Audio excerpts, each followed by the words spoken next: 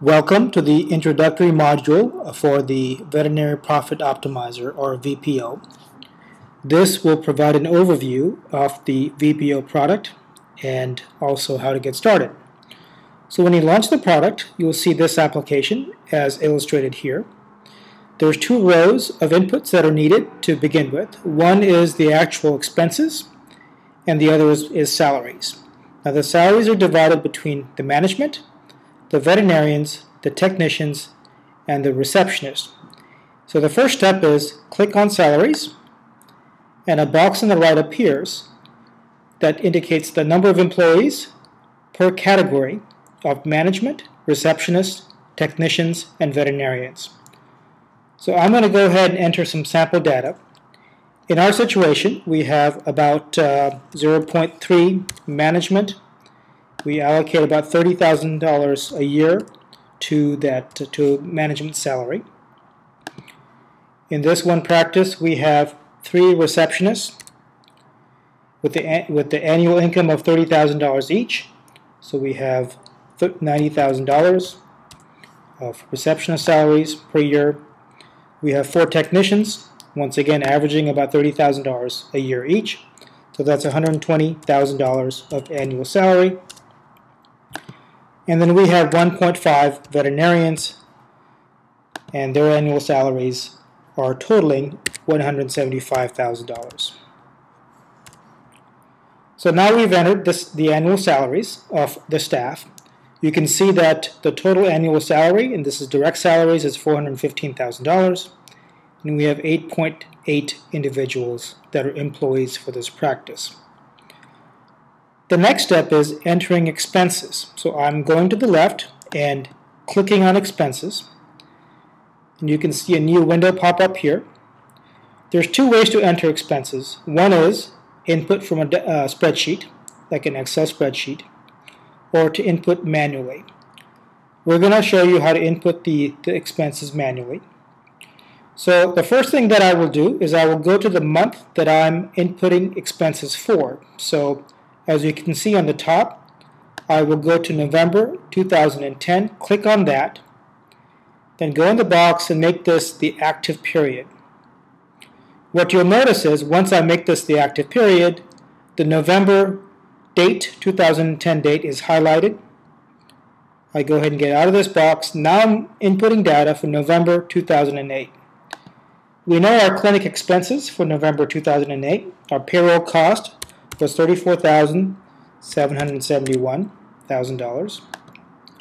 Our drug cost was $7,381. Our lab costs, these are IDEX charges, were $4,881. And our food cost was $1,253. These are prescription diets. And other consumable costs for that month of November 2010 was $5,034. Now the rest of the stuff is fixed costs. What we will do is we will enter in this situation the rent cost per month, and our rent cost is $4,641. And then I will go ahead, for the sake of accelerating this process, enter all the other fixed costs into one category, and that is $14,022. So what I've done now is I've entered a total of about $71,983 for our expenses for the month, once again, of November 2010. The next step is to run the allocate. So this is located in the allocation engine. I click on that, and I will run and click on allocate.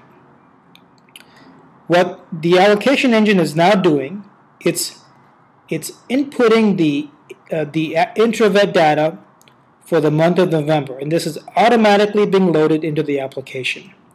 And you can see the progress bar here of how the intravet data is being located.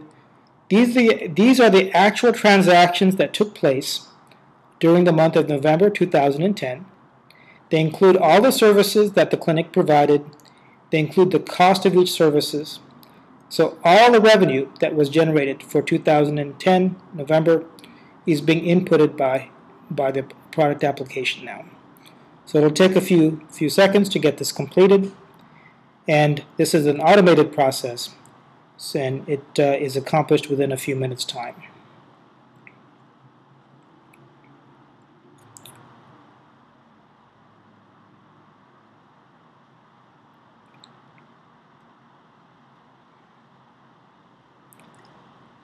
Now, there's a step 2 involved, and that is to actually run the VPO product, or the Veterinary Profit Optimizer. So this will take a few seconds to run, and then what you will see is the model would have changed, and I'll explain that in just a moment. So what we've done so far is that we've inputted the annual salaries of the veterinarians, and the business analytics tool that we're using actually takes the salaries for November 2010, $34,000 that were spent for that month, and allocates it accordingly to the annual salaries. So proportions it equally to veterinarians, to technicians, receptionists, and management. You can see the calculations are ongoing. This will be done in a few seconds.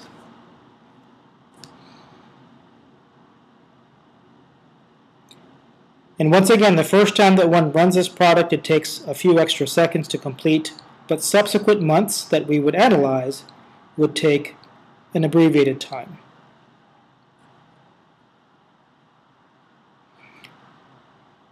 So just once again to highlight is that we're just looking at the month of November 2010. The VPO has automatically uploaded the intravet data, and now it's running the expenses with the revenue and is going to tell us graphically which services are actually making money and which services are not making money.